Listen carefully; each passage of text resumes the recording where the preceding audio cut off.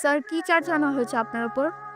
আপনার মতো একজন পলিটিক্যাল লিডারকে কেন গ্রেফতার করা হচ্ছে? আমি কখনো অন্যায় করিনি, ন্যায় করেছি। উপরওয়ালা আমার জীবনটা এত মানুষের ভালোবাসায় জান্নাতের মতো বানালেও কিছু মানুষ সেটা নরক পান। তাই পড়ছি আপনাদের সামনে, আপনাদের হয়ে নরকে। কি কথা বলছেন নাকি? মুখে কি তালা পড়েছে নাকি?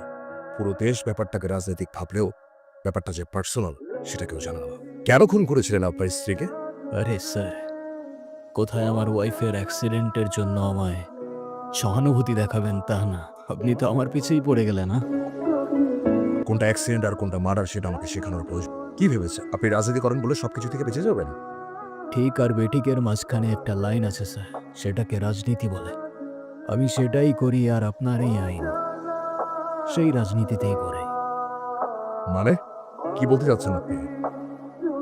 একটা কাহিনী শুনবেন স্যার? কি বলেছিলাম তো আজকে তোমার জন্য এক সারপ্রাইজ থাকবে। Well, I am surprised. Thank you so much.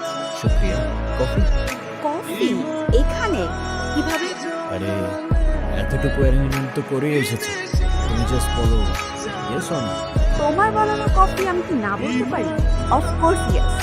জানো তো, এখানে আসার পর আমার অনেক ভালো লাগছে, কারণ পার্টিতে পজিশন পাওয়ার পর থেকে তো তুমি আমাকে আর আগের মতো সময়ই দাও না। তোমাকে সময় না দিয়ে অবশ্য অনেক বড় ভুলই করে ফেলছি। পৃথিবীটা কত সুন্দর, তাই না? একদম স্বর্গের মতো। হ্যাঁ, তবে এই একই পৃথিবী কারো কারো জন্য স্বর্গ, আবার কারো কারো জন্য নরক। মানে? এবারের গল্পটা আলাদা, প্রত্যেকটা লেয়ারে থ্রিল আর সাসপেন্স আছে। আর শত হোক, এটা একটা মানুষের জীবন থেকে নেওয়া, based on a true story.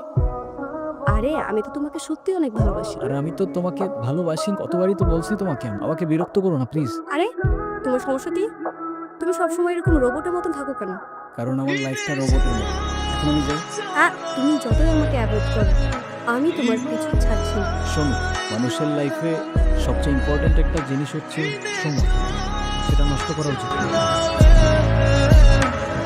আচ্ছা, তুই ছেলেদের পিছনে কেন ঘুরিস বলতো? তোর কি কোনো সেলফ রেসপেক্ট নাই? কি বুঝবো না, কোথায় তোর পিছনে ছেলেরা ঘুরবে আর তুই কিনা একটা ছেলের পিছনে পড়ে আছিস? সুলতান না, ওরকম না, ও কোনো মেয়েকে পাত্তা দেন। এই সব ছেলেদের আবার খুব ভালো মতো চেনা আছে, সবগুলো একই রকম। তাই তুই তাহলে ট্রাই করে দেখ। আমি আমি কেন ট্রাই করতে যাব? তাহলে দম না থাকলে এসব লেকচার ছাড়তেই শোনা বন্ধু। ওকে, ওয়েট, চ্যালেঞ্জ অ্যাকসেপ্টেড। আমি ঐশী। খাওয়াচ্ছিলেন ওদেরকে? এখান দিয়ে যাচ্ছিলাম, ওদেরকে দেখলাম, ভাবলাম কিছু খাবার কিনে যাই। এগুলো ওদের জন্য? হ্যাঁ, আমি তো ওদের প্রতিদিনই খাওয়াই। কি যেন নামে ডাকছিলেন ওদেরকে?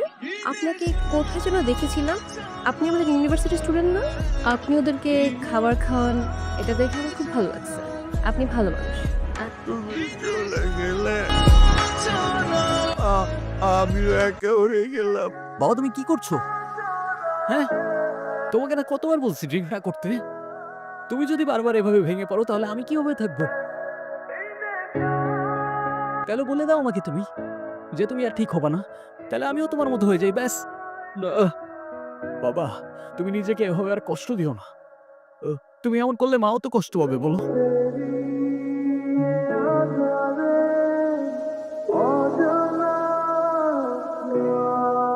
এই, তুই ওকে কবে থেকে চিনিস?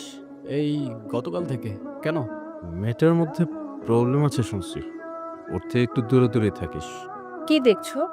কিছু না, মানুষ খুব অদ্ভুত, তাই না? অদ্ভুত কেন? এমনি কিছু মানুষ ওদের দেখলে পাথর ছুঁড়ে মারে, আবার কিছু মানুষ ওদের বুকে টেনে। কারেকশন, যারা পাথর ছুঁড়ে মারে তারা কি মানুষ নাকি? হ্যালো বাবা। হ্যালো বাবা, কোথায়? বাবার কি হয়েছে?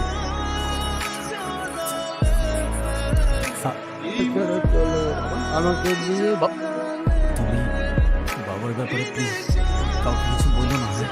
চিন্তা করো না, আমি কাউকে কিছুই বলবো না। তোমার মা কোথায়? 2 বছর হলো মানে তখন থেকেই বাবা এরকম হয়ে গেছে, নিজেকে আর সামলাতে পারে না সে। আঙ্কেল মনে হয় আন্টিকে অনেক ভালোবাসতো।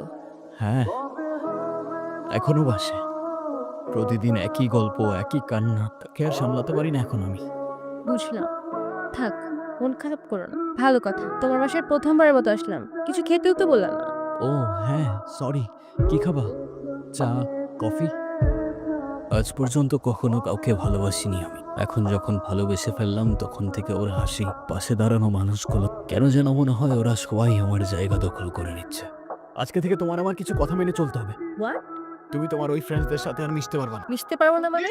ওরা আমার ফ্রেন্ড। ফ্রেন্ড হলেই হাক কর, ইচ্ছা হলেই গালে টাচ করে দেবে। এমন কেমন ফ্রেন্ডস আমি বুঝলাম না। এক্সকিউজ মি, কি বুঝতে পারছো তোমার এই কথাগুলো কত লেম শোনাচ্ছে? ওরা আমার ব্যাচমেট আর আমার ফ্রেন্ডস থাকতে পারে না? না পারে না, এসব ফ্রেন্ডসের কোনো দরকার নেই। না মানে তুমি বললে আর হয়ে গেল? কই এতদিন তো তোমার কোনো প্রবলেম হয় নাই? এতদিন হয় নাই, আজ হচ্ছে। আর যখন আজ হচ্ছে তখন আজকের পর থেকে ওদের সাথে আর কথা বলবো না, ব্যাস। তোমাকে আমার আর কিচ্ছু বলার নেই। আরে এভাবে চলে যাচ্ছ কেন? আরে আবার কথার রিপ্লাই তো করে যাও। ঐশী, বাবা হাত কেটে ফেলছো তুমি। আর কত শান্তি দিবা আমারে তুমি? এ কেমন মানুষ তুমি? নিজের কষ্ট বুঝো, আমার কষ্ট বুঝো না। ঐশী, তুমি আমার কল ধরো কেন? কাল রাতে আর সাথে কথা বলছো সারা রাত। সুলতান, দিস ইজ টু মাচ। কি শুরু করছো এখানে?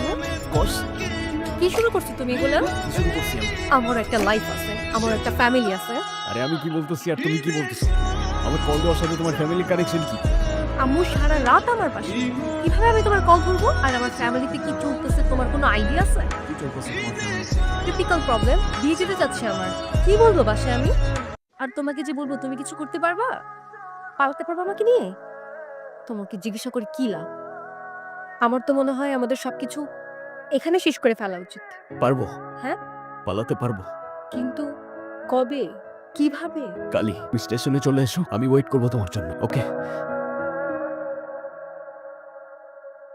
ঐশী, আমার আমার তোমার সাথে কিছু কথা ছিল। এসব কথা পরে হবে, আগে চলো তো। ট্রেন কোন দিকে আমাদেরটা? এখানে আমাদের ট্রেন নাই। তাহলে কখন আসবে? জানি না, কিন্তু আজ আসবে না। মানে কি? ঐশী, আমাদের এখন পালিয়ে যাওয়াটা ঠিক হবে না। তুমি কি মজা করতেছো আমার সাথে? দেখো আমি এখন একদমই মজা করার মুডে নাই। মজা না, আমি সিরিয়াস। এখন পালিয়ে গেলে তোমার আমার দুজনের লাইফটাই অনেক এলোমেলো হয়ে যাবে। আমার মনে হয় আমার আর একটু সময় প্রয়োজন। তুমি বাড়িতে ফিরে যাও, এসব নিয়ে না হয় আমরা পরে কথা বলি। কেন করলা এটা? আমি তোমার জন্য, আমি আমার বাড়ি, আমি আমার ফ্যামিলি সব কিছু ছেড়ে আসছি, আর তুমি আমাকে ফিরিয়ে দিচ্ছ? ঠিক আছে, কোনোদিন আর তোমার সামনে আসবো না। স্যার, আপনাদের কোথাও একটা ভুল হচ্ছে স্যার। আরে কি করছেন আপনারা স্যার? খোদার কসম স্যার, আমি কিছু করি নাই। আমার নাম সুলতান, আমি কিছু করি নাই স্যার। ভার্সিটিতে ড্রাগ সাপ্লাই করস, যুব সমাজরে নষ্ট করস, আবার বলস কিছু করস নাই। শালা তোদের কারণে এই দেশটা শেষ হই। তুই যাওয়ার পর আঙ্কেল একদম একা হয়ে গেছে। শ্রুতি কথা বলতো না, ঠিক মতো খাওয়া দাওয়া করতো না। প্রায় 2 মাস আগে স্ট্রোক রক্ষাটাও করা যায়নি। তুই এমন সিচুয়েশনে ছিলি, তাই তোকে জানানোর সাহস করতে পারি।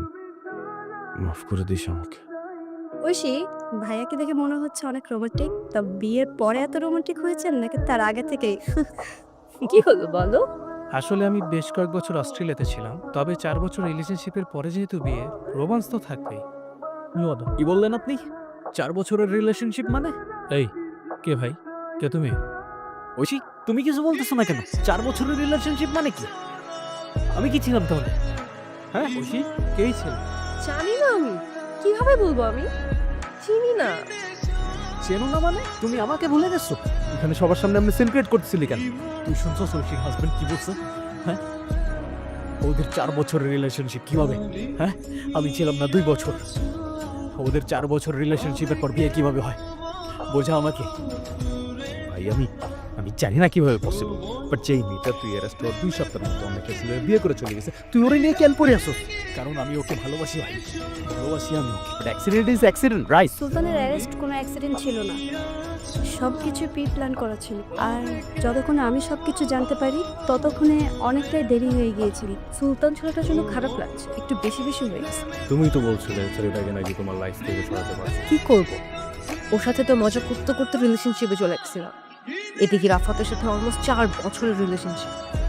কিছুদিনের মধ্যেই অস্ট্রেলিয়া থেকে চলে আসবে। এর মধ্যেই যদি সুলতানকে না সরাতাম, রাফাত আসলে কি আনসার দিত? ছেলেটার জন্য খারাপ লাগতেছে। শান্ত হোক, ভালোবাসতাম আমি। ভালো তো আমিও বাসতাম তোমাকে, কিন্তু তুমি তো ভুল মানুষকে ভালোবাসো সুলতান। হ্যালো, কোথায় তুমি? কখন আসবা? এই তো মিটিং শেষ হওয়ার রাস্তায় আছে, চলে আসবো, বেশি লাগবে না। তাড়াতাড়ি আসো। আমার একা একা ভয় লাগছে। সুলতান, তুমি? এখন চিনতে পারছো? তখন তো চিনতে পারছিলে না, ভুলে গিয়েছিলে। না মানে ভুলতে পারবে না, ভুলতে দেবো না। কি বলতেছো তুমি এসব? বুঝতে পারছো না কি বলছি? হ্যাঁ, যে নরকের খেলা তুমি আমার সাথে শুরু করেছিলে তার শেষটা আমি হাতে কি হইছে? আরে আসছিলাম, হঠাৎ একটা আননোন নাম্বার থেকে কল আসে। কিছু বুঝে ওঠার আগেই পেছন থেকে একটা গাড়ি এসে লিটারেলি ধাক্কা দেয়। কি একটা দেশে বাস করি যেখানে আমাদের লাইফের কোনো সেফটিই নাই। আচ্ছা যাও ফ্রেশ হও। কে বলছেন? আমি রাফাতের বন্ধু, শুনলাম অ্যাক্সিডেন্ট হয়েছে, সব ঠিক আছে তো? আমি হ্যাঁ, ব্যান্ডেজ করে আসছে, তেমন কিছু। করিনি তাই হয়নি। বলো কি বলতে চাও? I am sorry. আমি তখন বুঝতে পারছিলাম না কি করব, কিন্তু এখন এসব আতঙ্কে আমি থাকতে পারছি না। তুমি তো আমায় ভালোবাসতে, প্লিজ মাফ করে দাও। যা হয়েছে তা তো বদলানো সম্ভব না। দরকার হয় একটা বাজে স্বপ্ন ভেবে সবকিছু ভুলে যাও। ভুলে যাব? কিভাবে ভুলে যাব আমি? তুমি আমার সাথে চিট করতে পারলা কিভাবে ঐশী? তোমার জন্য আমার ক্যারিয়ার, লাইফ, স্টাডি সবকিছু শেষ। চাইলেই কি এত সহজে ভুলে যাওয়া যায়? আমি তোমাকে মাফ করতে পারবো না ঐশী। আমি জানতাম তুমি আজকে আমাকে মেরে ফেলবা, কেউ কিচ্ছু জানবে না, তুমি চলে যাও। আবার তোমার প্রতি আর কোনো অভিমান নাই, চলে যাও তুমি।